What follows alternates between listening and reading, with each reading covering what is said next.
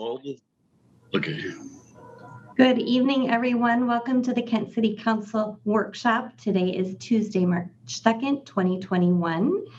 And this is a remote meeting due to the COVID-19 health and safety requirements and by order of the governor. I'd like to welcome anyone that's joining us this evening on the Facebook Kent TV 21, YouTube Kent TV 21, and our own Kent TV channel, and then anyone that is listening in this evening. So welcome. We have 3 items on the agenda, so we are going to go ahead and get started with item number 1, which is support for manufacturing and roles of apprenticeship in workforce development. And I'd like to welcome Bill Ellis to do introductions.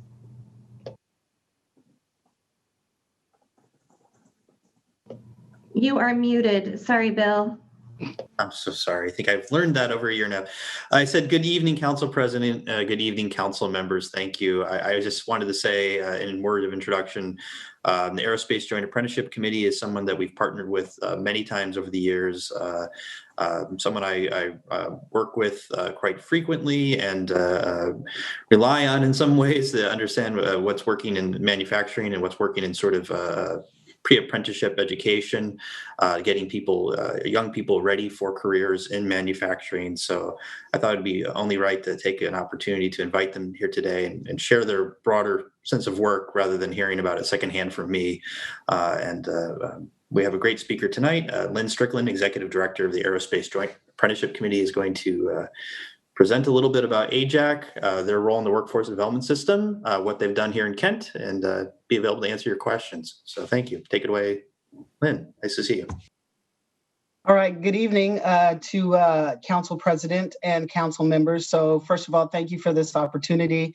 I also would like to thank Bill Ellis, who has been kind of our partner in crime here in the Kent area, to be able to, as he's working on economic development, we're also working with workforce development to be able to bring more businesses to Washington State as a whole, because that is our mandate, but with regards to workforce development, but also specifically to the city of Kent. So thank you so much for the opportunity. I just wanted to give you a little bit of an overview of the presentation. I just wanted to talk a little bit about what registered apprenticeship is, kind of AJAC style. And then go into an overview of AJAC, who we are and what we do. Then talk about the current things that we're doing here in Kent, as well as some future opportunities, and then leave some time for question and answer if there are any. So again, thank you for the opportunity. As Bill said, my name is, I go by Lynn, but I always told my mom if I did anything ever of importance that I would use my government name that she gave me. So Demetria Lynn Strickland, but I do go by Lynn. And I have been with AJAC since 2012. And have been executive director since 2014. So next slide, please. And so just a quick overview of registered apprenticeship. We put the employer involvement here on the front part because for us, without apprenticeship, without employers, there is no apprenticeship. So with our apprenticeship program, our apprentices are working full-time. And they attend class 1 night a week, generally at one of our community and technical colleges who host the RSI or the classroom piece of training, but we do hire all of those instructors. So the employer involvement is where we generally start. And we have some business developers whose job it is to go out there and talk about registered apprenticeship and the other programs that we offer in order to be able to build up the workforce. So 73% of registered apprenticeship is structured on the job training. So we have employers that hire the apprentices, and 93% of the apprenticeship happens on the job. So the employers, not only do they hire the apprentices, but they assign mentors to the apprentices, and the employers rotate the apprentices around the organization or the shop so that at the end of the apprenticeship program, which is generally 4 years, although we have apprenticeship programs ranging from 1 year to 5 years, that individual is well-rounded. 7% is the related supplemental instruction that, again, I previously mentioned happens 1 night a week while the individuals are working full-time. We specifically partner with our community and technical colleges. We have 12 active relationships with community and technical colleges, and we work with them because they provide college credit to the classroom portion of the training. So if an apprentice is in a program, one of our apprenticeship programs that is 4 years in length, that individual will have earned some college credits that at the end, they have access to a 2-year degree. And in the state of Washington, if you're an apprentice that has college credit attached to your classroom portion of training, you have 50% reduced tuition. So these apprentices are getting college credit, paying 50% reduced tuition, which sometimes the employer pays or reimburses. And at the end, they do have access to a 2-year degree, as well as earning a portable, nationally recognized credential. So that is the end portion of that. And in the middle, the idea of apprenticeship is that you earn while you learn, right? So as you're learning more, as you become more skilled in your trade or your occupation, we have a relationship or an agreement with the employer that the employer will recognize that through increased wages at certain points in the apprenticeship program. And so basically that's the 5 major components of registered apprenticeship. Next slide, please. So this is our motley crew, but AJAC, we were formed back in 2008. We are a 501c3 nonprofit, and we are an apprenticeship service provider. We have a statewide footprint. We are also developing relationships in the state of Idaho as well as Oregon, but our main charge is for Washington State. So we serve about 400 plus apprentices annually, and we have about 300 relationships with partnering employers, to include over 25 in the city of Kent. So here is our vision and mission. I won't read it for you, but basically we are of the mind that mastery does happen on the job, and you need that supplemental theory portion of that. But just kind of like with any kind of trade, the more you practice, the better you become. And so go ahead, next slide, please. And so these are our core programs. Our apprenticeship program is a little bit different than the traditional program, where the traditional apprenticeship programs, people apply to the apprenticeship program and then the program dispatches them out to employers. We're a little bit different in that we do incumbent worker apprenticeship training programs. We have 12 programs. 2 of them are particular to youth. But because we are an incumbent worker apprenticeship program, meaning that the individual has to be currently employed with the employer, and then we work with the employer on a process to be able to enroll individuals into the apprenticeship program to upgrade their skills based upon their workforce needs at the time. So we have to prepare pipelines for employers so that they have access to individuals that have the entry-level skills that they need, so that the individuals can get their foot into the door. And then we work with the employer to upskill them through registered apprenticeship programs. So the main program is the registered apprenticeship program, but the pipeline that we provide is through 2 different programs, and it's our manufacturing academy program, which is a pre-apprenticeship program, and our youth apprenticeship program. And so we also utilize these programs as an opportunity to provide employers with a diverse group of individuals that have those entry-level skills that they're working with, because traditionally in the programs, in the industries that we work, it is not very diverse. So we utilize this opportunity to provide employers with a diverse candidate pool of entry-level workers that we hope they will upskill through the apprenticeship programs. So the pre-apprenticeship program, Manufacturing Academy, it's a 10-week program that we normally work with. The demographic is adults or young adults that are post high school, again, to be able to give them those entry-level skills that they need to be able to get their foot in the door and get employed with our partnering organizations. We also utilize this program. We work with Bates Technical College. We work with DCYF's JR department, as well as Pack Mountain, and we provide this program to currently incarcerated young men. That program is a 12-week program, and we also provide paid internships for 12 weeks. So as these young men transition back out into the communities across the state of Washington, they have those entry-level skills, and we try to connect them with our employers more and more, or providing second chance opportunities to be able to hire these individuals so that they can become productive members of our society and have a pathway to family wage careers when they get out. We also use this program. We recently started a cohort with Correctional Industries Women's Correctional Center, WCCW. So we are also working with women who are currently incarcerated so that as they transition again back out into the community, they have the entry-level skills that are needed to be able to obtain employment. So, and then our youth apprenticeship program, that is, of course, these are students who are currently in high school. We are working to expand that out to Opportunity Youth, but this program is a registered apprenticeship program. And so these students earn high school credits. They earn 15 college credits. They have 2,000 hours structured on the job paid training. And so when they're done, not only do they have their high school diploma, but they also have a industry recognized credential, and they also have credit for 1 year if they transition into our more advanced occupations.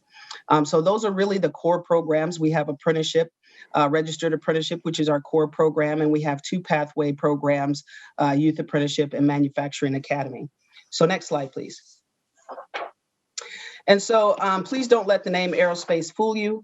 We do have aerospace in our name, obviously, Aerospace Joint Apprenticeship Committee, and that came out of the original funding for our organization. But over the years, we have expanded out and we fall up underneath a more broad umbrella of advanced manufacturing. So these are the industries in which we work. Again, I alluded to 12 occupations, and those occupations transition over into other industries. So we have employer partnerships and provide apprenticeship programs that touch each one of these advanced manufacturing industries. And in the city of Kent, I believe I mentioned that we have about 25 plus employers that we work with, and mostly those are in aerospace and space, those 2 industries. So next slide, please. So our current partnership with Kent, we've had a long history, and COVID, a day seems long now, but we've had a partnership with the city of Kent for a while now. And again, I want to bring in Bill Ellis because he really has provided some guidance for us and been a really, really good partner with us in the city of Kent. So I just wanted to highlight some of the partnerships. In 2017, December 2017, we launched our Advanced Manufacturing Prep Training Center that is located in Kent, and that was provided through a Port of Seattle grant. And actually, our Kent Center is now our administrative headquarters. Since the beginning of AJAC, we have been housed at the South Seattle Georgetown campus, on campus, but with COVID, we actually pulled up stakes, and it was great that we had the Kent Training Center there because now that kind of serves as our administrative headquarters. So everybody, all of AJAC staff, which consists of about 25 individuals full-time and over 50 part-time instructors across the state of Washington, we do use that as our administrative hub now. So also in 2019, we received a lodging tax to support the Youth Apprenticeship Signing Day, and that consisted of over 130 young people who were registered in youth apprenticeship, not just our apprenticeship, but apprenticeships across the state, representing manufacturing, culinary, and automotive. And finally, we work closely with the Office of Economic Development to connect Kent manufacturing companies impacted by the COVID pandemic to provide wage reimbursement incentive funds from the Port of Seattle and through the Federal CARES Act for employers to be able to retain, rehire, and hire workers earlier this year. And during that time, we served 51 Kent residents for that. So next slide, please. And so future opportunities, of course, when we come out of the COVID, we do want to return to in-person training opportunities. At our Kent facility, we mainly focus on, we have the registered apprenticeship as well as the pre-apprenticeship.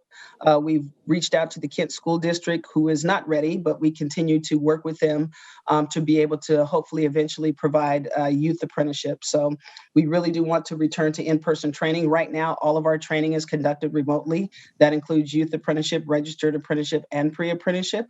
But we really do want to return to in-person training there at the Kent Center, not just for those 3 core programs, but also as needed short-term training for employers that need it. As well as we are also engaging Green River Community College. I mentioned our partnerships with our other 12 colleges. We've had continued conversations with Green River, and we are convinced that there is going to be an opportunity for us to be able to officially partner with Green River Community College. So, and we are trying to expand the partnerships with community-based organizations. We're currently working with Neighborhood House, the Boys and Girls Club of King County, and the YMCA Social Impact Center. And we have worked with the Puget Sound Training Center, Partnerships and Employment, Pioneer Services, Track, Associates, and other community partners to be able to provide pre-apprenticeship. And I know that Jason is on the line too, and he has been a great partner through the Seattle WDC. So we also look forward to working with Kent Human Services Department to help to connect us with other community-based organizations in the city of Kent to be able to provide our services to more Kent residents. And finally, we are committed to serving the Kent Valley. We do, again, want to be able to find a way to expand our footprint out, which means not just programs, but also partnerships, because we know that we cannot do what we do without partnerships. So partnerships are very important to us. And we figure that the more people that are at the table with their expertise, the more that we can provide the residents of Kent, be it through apprenticeship, pre-apprenticeship, or other training opportunities available in the city of Kent. So, so with that, I will stop at this time and open it up for any questions. And I also wanted to mention, I'm sorry, you heard that Chris Pierson was also on the line. Sorry, Chris, I should have introduced you. Chris is one of the 2 of my right-hand people that keep me in line and on track. But Chris Pierson, he is the Director of Grants, Contracts, and Community Partnerships. Him and Shannon Matson, who is our Deputy Director, are really the 2 that work really closely with Bill. And they bring some excellent opportunities to Ajax. So Chris here is also on the line to be able to answer any questions that I might not be able to answer. So, with that, I will open it up to any questions of the council. Great. Thank you so much for that wonderful presentation. And I am going to start first with Councilmember Boyce. Thank you, Madam President. Lynn, outstanding presentation. I'm very familiar with Ajax and all the wonderful work that you guys have been doing. It's just been incredible. I got 2 questions for you. One is with the COVID and we got in person, how have that kind of impact your numbers? And my other question around the Kent School, right? Because I came on the Kent School Board in the mid-90s, and that's when our vocational program started going away. And I think this would be a great partnership with the Kent School as we move forward. And I'll be more than happy to do everything I can to try to help make sure we connect the dots with working with the Kent School. I think it'd be a good program. So I'm just with the COVID in person, maybe you could talk a little bit about that, please. Yeah, so apprenticeship and pre-apprenticeship, but mainly apprenticeship works well with people who work well with their hands. Right. I was in the military. I've got my all the way through my master's. And when I went into the military, the type of training that I had was pretty much apprenticeship type. We would spend some time in the classroom and then we would actually be working on equipment the other half of the day. So apprenticeship really does cater to people who learn best through hands-on training. So when COVID hit, we actually had about 4 weeks to flip everything to online. And that included all of our programs, youth apprenticeship, pre-apprenticeship, and registered apprenticeship.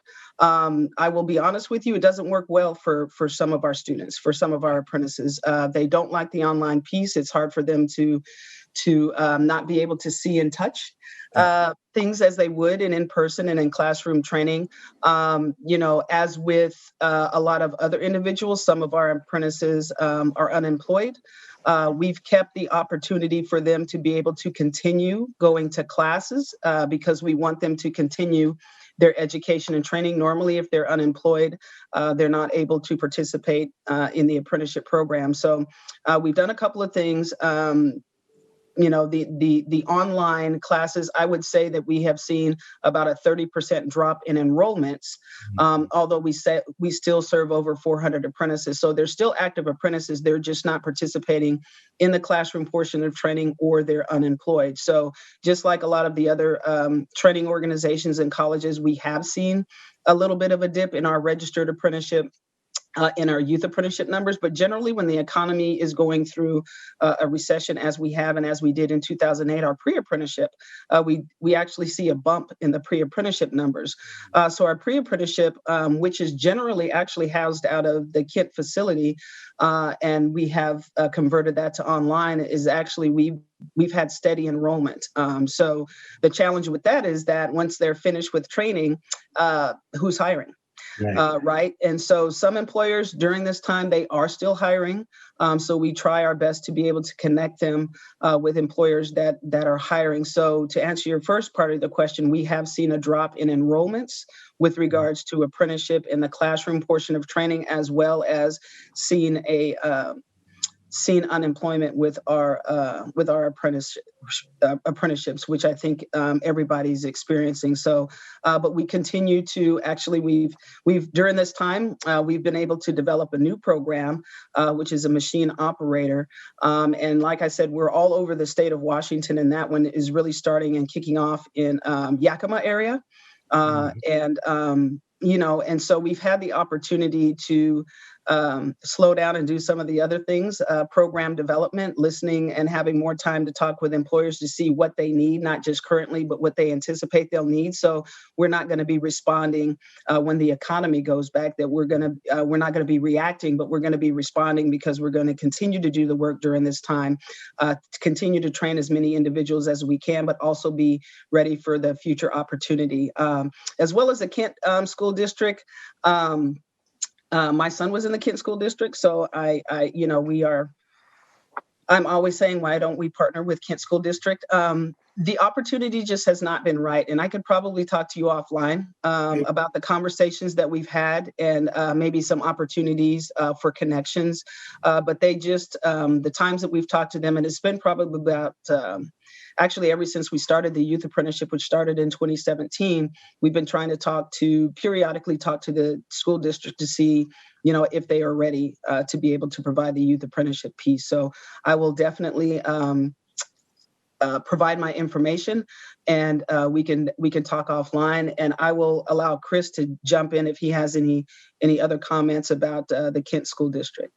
Sure, thanks. Yeah, the only thing that I would add would be that I think for the schools that we work the most closely with, they have a really strong foundational CTE program, be it through, say, Core Plus or some other, but there's an anchor foundation that we can build on through youth apprenticeship. And so I think that's where, and looking at how we can, better partner with Kent is really paying attention to that foundation, and then how we can kind of build upon it. Okay. Yeah. Hey, thanks for that, Lynn. I will definitely get the information. I will follow up with you and help you with the Kent School District. Also, the partnership that you have with the city, Kurt and Bill, we really appreciate that. Doing a lot of great things. And last but not least, well, thank you for your service in the military as well, too. Oh, thank you. Thank you. Thanks, Councilmember. Councilmember Larmer, you have your hand up. Thank you, Council President. Lynn, I just applaud your program, and I had the opportunity, I think in 2018, to come tour the facility there in Kent and really enjoyed it, and got to talk to some of the young people getting their training, and they were just really excited about what they were doing. And then since then, I feel like every spring as kids are graduating from high school, there's like one or two I can always kind of refer to go look up Ajax, talk to them, take a look at what their programs are. Given COVID right now, like what if there's a young person who feels like this program would be great for them, the MA program, what do you suggest they do right now? Should they just wait? Should they still reach out to you guys? Is this sort of like, what's the holding pattern look like if this is something they'd be interested in? So I wanted to clarify, are you talking about the youth apprenticeship piece, or are you talking about the pre-apprenticeship piece? The pre-apprenticeship, the MA. The pre-apprenticeship piece? Yeah. I would never encourage anybody to wait. The more that you can plan, the more opportunities that young people can provide themselves, right? If they are like I was, I didn't know what I wanted to do, and I was not aware of all the opportunities around me. So if a young person is interested, they can definitely connect with us. We have a director of program development who used to be our director of youth apprenticeship, but so she knows everything from registered apprenticeship, youth apprenticeship to pre-apprenticeship. Because she is actually working also with Truman High School right now, and we're providing pre-apprenticeship for those students in high school. So, we're very flexible with regards to creating new programs where the need exists. But if students are interested, even in registered apprenticeship, we can give them that information. We can give them the information regarding Manufacturing Academy.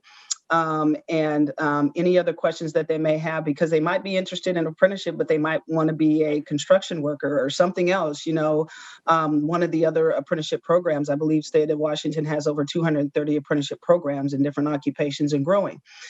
So what we provide is it's not just about AJAC, right?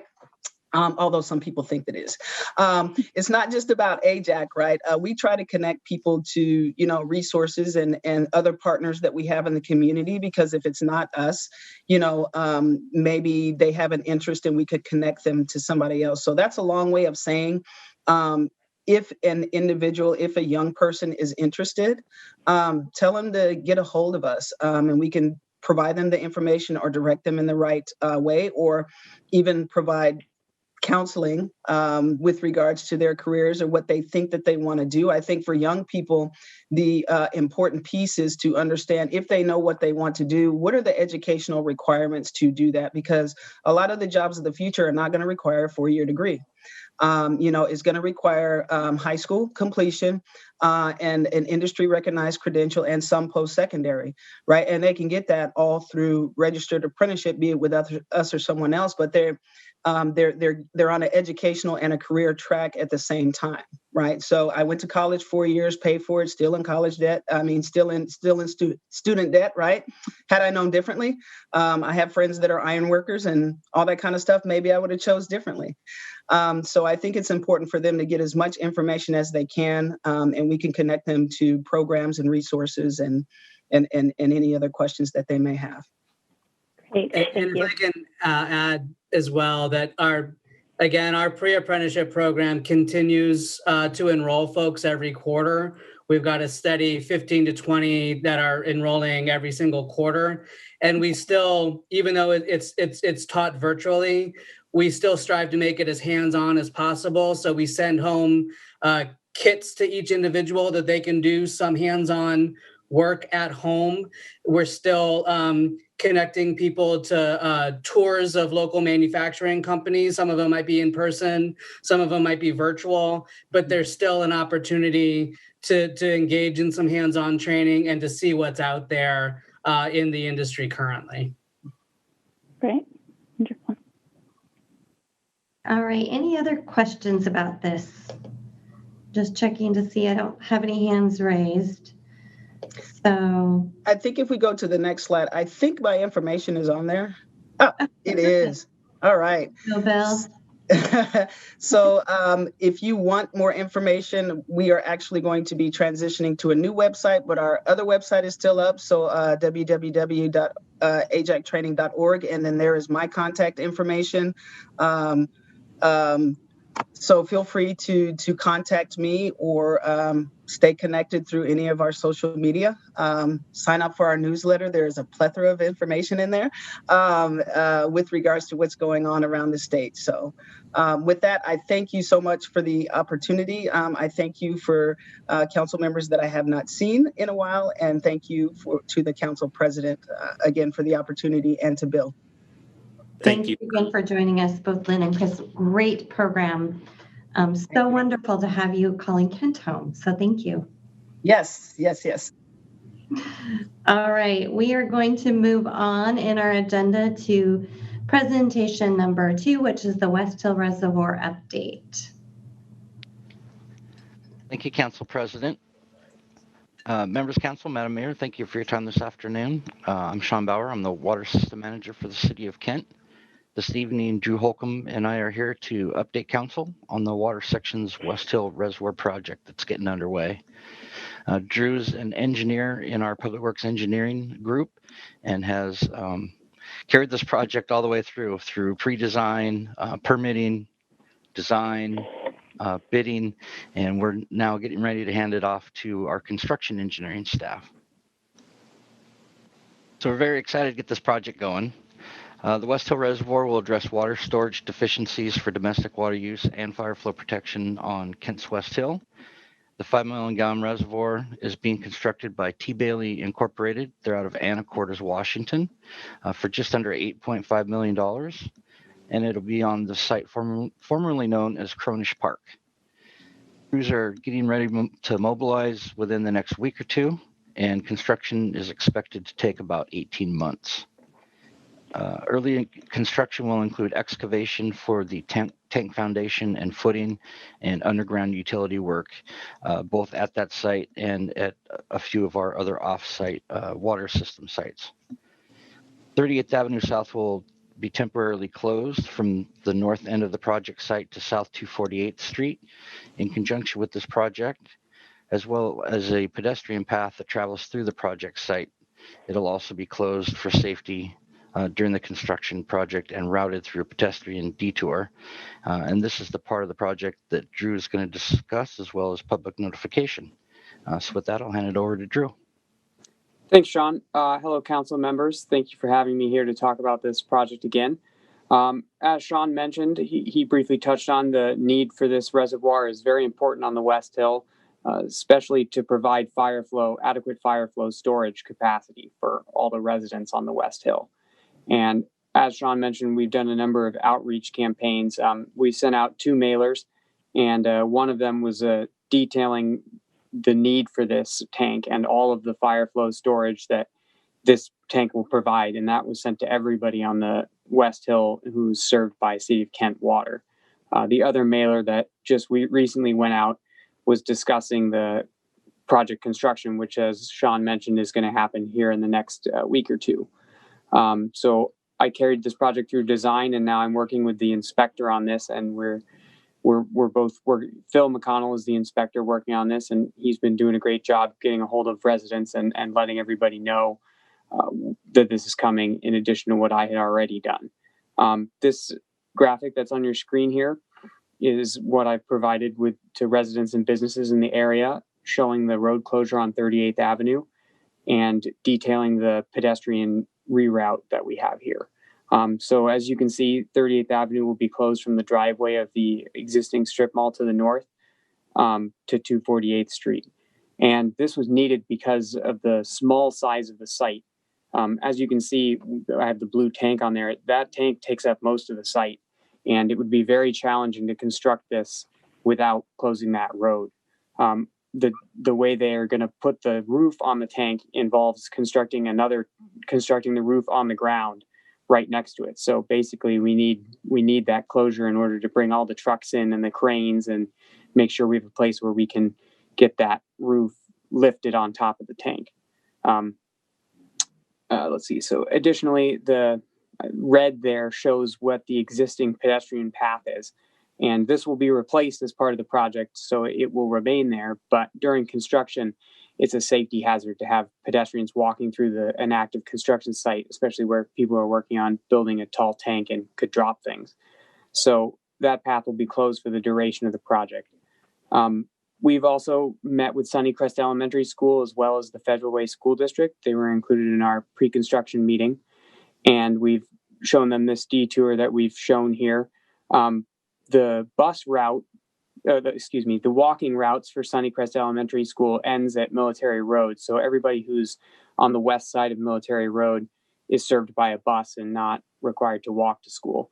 But we wanted to make sure we provided a pedestrian detour in case families wanted to, take advantage of the nice weather and walk to school. So we have striped. Can we go to the next slide, please? So as you can see here, we've striped a pedestrian walking route that's 5 feet wide.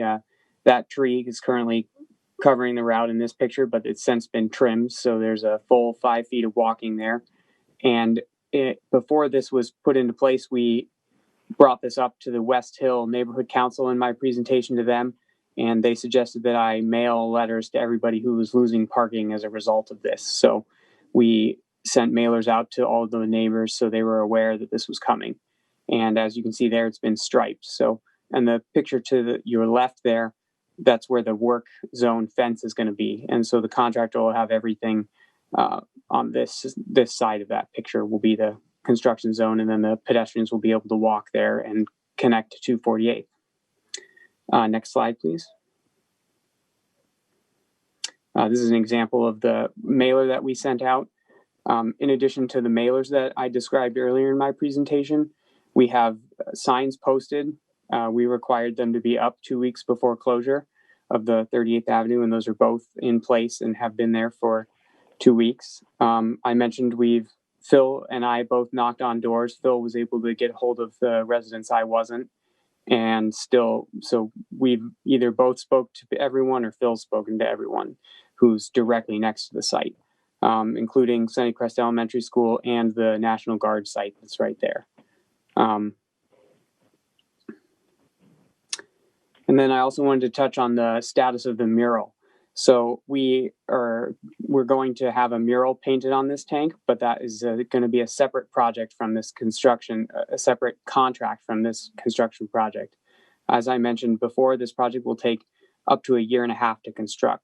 So in that time, we'll be working on requesting a proposal from mural artists, and they will send us their proposals for potential murals. And when we have those in hand, we'll come back and talk to council with a possibility of selecting which mural is preferred. So, the earliest this could be completed and painted would be July of 2022. So it is on our radar, and we're going to move forward with a mural, but we have not solicited proposals at this time. That's pretty much all I have. With that, Sean and I would be happy to answer any questions you may have about this project. Great, thank you. Any questions or comments about this project? I know we've been talking about it, but now it's really happening. All right, and I hope that you'll keep us up to date on how the project progresses. So wonderful. Well, thank you so much for joining us. Yeah, thank you very much for having me. Thank you. All right, now we have the last presentation for our workshop this evening. I would like to welcome Bill Ellis back to tell us what is the WDC. Hi, everyone. And keeping in the workforce theme from earlier, I thought first we hear about apprenticeship and a group that really is employer-driven, has a great reputation in career-connected learning, and transition, I guess, from that sort of more narrow topic on workforce development to something broader, which is the Workforce Development Council of Seattle-King County. Jason Petrait is the Director of Strategic Partnerships for the WDC, and someone I interact with regularly. As Lynn mentioned earlier, Jason also works a lot with AJAC. We all know each other and work on a regular basis, but I thought this was an organization that none of you have heard from before, so it'd be a good opportunity, especially as we're working through what I presented on earlier this year on that K-shaped recovery. What are the tools? What are the systems? What is the system of workforce development like in King County? So Jason's a great person to give that overview, and I thought I'd have him here today. And thank you so much for joining us, Jason. I'll turn it over to you. Thanks so much, Bill, and a big thank you to Council President and Council members for allowing me to join you this evening. I put a few resources in the chat box for us. Decided to skip the slides, make sure that this is an opportunity to have a conversation, be a little more conversational about it. So I'll speak for a few minutes. I got the timer going here as well, so I'll have a good sense of where I am as I go along. Hearing about AJAC and honestly, hearing about the Reservoir project, I'm in awe of people that do things with their hands. I'm in awe of people that build and create and make things. And when you're sort of the money guy in the middle, that's a pretty easy thing to do, to say, wow, these people that are building and making and creating. But that's what we do. We're a workforce intermediary. So I work for the Workforce Development Council of Seattle-King County. Very long name. Our website is there in the chat. And we are the local workforce board. We're the local workforce board for King County. So we take pride in trying to serve all residents in King County. And the thing we want to do is to try to get people back to work. That is our focus. That is our goal. That is the number one reason why we exist. As Bill mentioned, I'm interim director of funding and strategic partnerships. And we're a 501c3 nonprofit. We're based in Seattle, but we oversee the WorkSource system. So WorkSource are those offices that are all over King County. Maybe you traditionally thought of them as unemployment offices or job placement offices. And there's one in Auburn and there's one in Tukwila, so surrounding the Kent area. And I think we've identified that the West Hill of Kent and where Highline College is could be a great next place for one. That's an underserved area and a place that we really want to focus our services and focus what we do. WorkSource provides job leads, job search workshops, retraining, and direct access to employers. And that's really a big piece of what we oversee. So our budget is about $14 million. We're not a tiny nonprofit. We're not a small organization. And we serve adults, dislocated workers, and youth. So those are kind of our three populations and the three groups of people that we really focus on. And it's really about getting them into jobs, training, and education. Work with all kinds of nonprofits locally. In South King County, it's organizations like the Boys and Girls Club. I think Neighborhood House was mentioned earlier. AJAC is another one of those. A long and proud relationship with them. Another piece of what we do is called rapid response. So we really have two customers. We have the job seekers and we have the employers. And those employers are our customers as well. We talk about that dual customer. We want to make sure employers are getting the talent that they need. In a time like this, the question might not be about getting the talent that they need, but figuring out what if there's ways that they can help people as they're laying them off. As we know, this past year has been a really intense time, but we offer services called rapid response, where we assist employers to say, I'm going to be laying off, unfortunately, 45 people next week. Is there anything that you can help me with in this? Is what can the government and contracted service providers do? So we have a business services team that provides rapid response services and does things like job fairs, much of this virtual right now. And they help employers to whether it's scaling up or scaling down. Our services are virtual right now, almost entirely. So that WorkSource I mentioned in Auburn, the physical doors are closed. We have great reopening plans this year. We'll see what happens with that. Same with Tukwila. But our services right now are virtual. And we've had to pivot quickly. You kind of heard about AJAC and their training. Same thing with us, trying to figure out how to do this on the fly over this past year.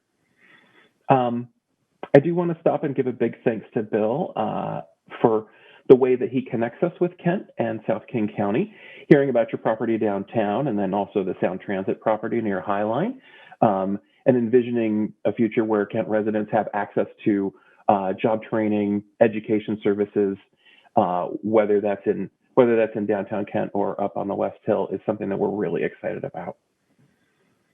So another thing that we focus on is partnerships, and that is industry engagement. And that's where Bill has been really helpful in engaging us with manufacturing employers. So we're working to bring employers together in IT and manufacturing for those employers to identify what their needs and challenges are. I think from the nonprofit world, we have a tendency sometimes to tell employers, we say, this is your problem, you need to do this. And employers don't always respond that well to that. They more likely say, that's not our problem, this is our problem. Our problem is parking and street access. Our problem is related to housing and how far people have to live from our site. Or in our case, in sometimes workforce development, our problem is getting the talent we need in the door. So Bill's been working with us on the Industry Engagement Committee, and we are focusing on bringing employers together, as I mentioned, in IT and manufacturing. And a lot of that's going to be focused on Kent and the Kent Valley and thinking about those manufacturing employers that are in your area. We also do a lot of sector work, so sector-specific work where we focus on healthcare, healthcare, manufacturing, transportation and logistics, maritime. We've got the sectors that are really, that are kind of the leading sectors in our area, the things that keep people employed in living wage jobs. So we want to not just focus on the jobs that pay the least, but ideally middle wage and family sustaining jobs. One sector we're especially interested in is the space subsector. So thinking about that subsector of manufacturing and how we can support it. We also work closely with K through 12 districts across King County, apprenticeships like AJAC, and our local community college partners. I come from the community college system. I spent years at South Seattle College and recognize the importance of colleges like Green River. So I've talked about how we want to support, our organization wants to support, wants to support this, wants to support that. What does that actually look like? What does our support look like? So it can be small stuff. It can be someone walking into the Auburn Worksource and signing up for our programming and being able to get a bus pass. So those kind of public benefits that are sometimes hard to get or hard to find. It can be a cab driver or a Lyft driver that doesn't have enough work right now, and we're able to enroll them in a training program and pay for a CDL Class A, CDL Class B. So those dollars do flow through us so that we can offer training, offer case management services, wraparound support services, and then referrals if someone needs food benefits or childcare benefits or housing benefits. So part of that system and web of, frankly, confusing group of service providers and organizations that can be hard for somebody to navigate when they don't have much. They don't know the ins and outs of this work. We also have access to federal dollars. So there's federal money that comes down to us. About 90% of our funding is federal, about 10% is philanthropic. So we have federal dollars that come to State Employment Security Department and then are signed off on by the City of Seattle and King County. So we've got every layer of government that has some say and insight and input into our work. We also have links to community and influence with governments and also employers. And so really making sure that we're hearing from employers, hearing what business needs are in Kent, what business needs are in the Kent Valley, and how we can support that. So that is my presentation at 8 minutes and 30 seconds. I did want to give time in case there are questions or input that you have for me. And I do want to say once more that I appreciate your time, opportunity to share a little bit about what we do. Thank you very much. Anyone have questions?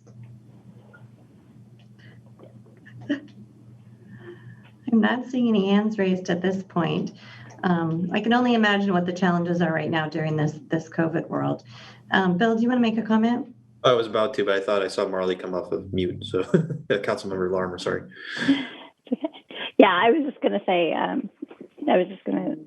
I appreciate this presentation, and it's always nice to know what services are offered in those buildings, even if the buildings aren't open right now. So very informative. I appreciate you coming and sharing this with us. Yeah, I hope that being a little more informal was all right, and not the slides and so on. But you'll see, I did put the website and the WorkSource website in there if people want more information about what we do. My email address is there as well. I'm glad to answer questions. Sometimes us behind the scenes folks like myself, sometimes it's a little hard to describe what we do and why it's important. But a big thanks to you and providing time for me to share. Yeah, and I'll make some comments for council, and thank you, Jason, for participating. I've been serving on the industry engagement committee set up by the WDC, and we're starting to put together who should be on a manufacturing leadership table. There's a lot of conversations, whether it be for federal grants or for how do we, coordinate or bring the right program that might exist in Bellevue, but are employers really interested in it down here in Auburn, and that part of the Kent Valley. And really, I think Jason is plays a role that he's somewhat modest about in terms of being glued to those types of conversations and sort of the conduit on to the federal funding. And I think what we don't have at this time in the region, we have sort of a fragmented landscape where we have, well, there's what the Pacific Northwest Aerospace Alliance focuses on, and this is what the Pacific Northwest Defense Council, and maybe this organization of folks really thinks we should be focused on this issue, and employers are interested about competitiveness, and we have a very fragmented regional economic development landscape. I don't mind saying, I think a lot of people feel that way.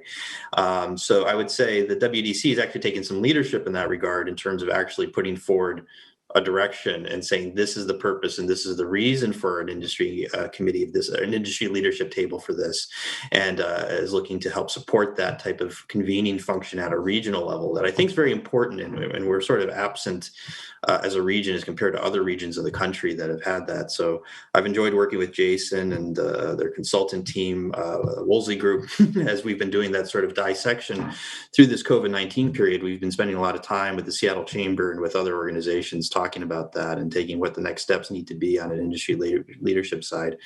And then, of course, I work with Jason on all those rapid response notices that come when we do have those sort of very difficult layoffs and situations in the recessionary environment.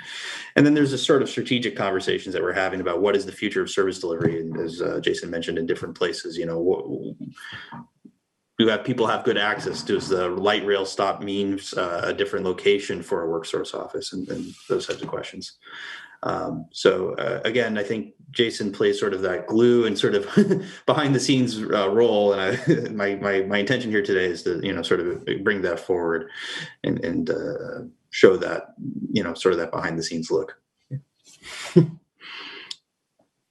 Thank you. And I think it's a really important time, Councilmember Larmer kind of said it, to be able to provide people with different opportunities for help out there. And it's not necessarily just the people that are looking for jobs, it's employers that are trying to figure out the best way to help people that are no longer employed or help those that are currently working for them. So you guys provide a very valuable service. Thank you.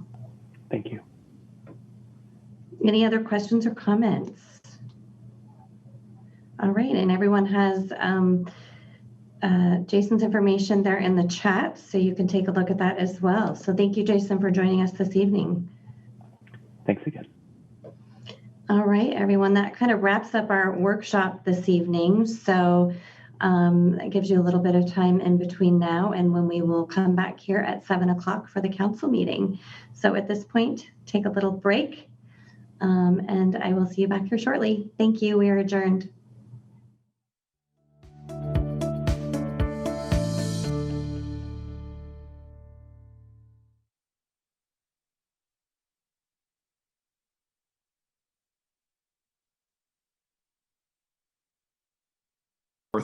Obviously, it has access to the valley, like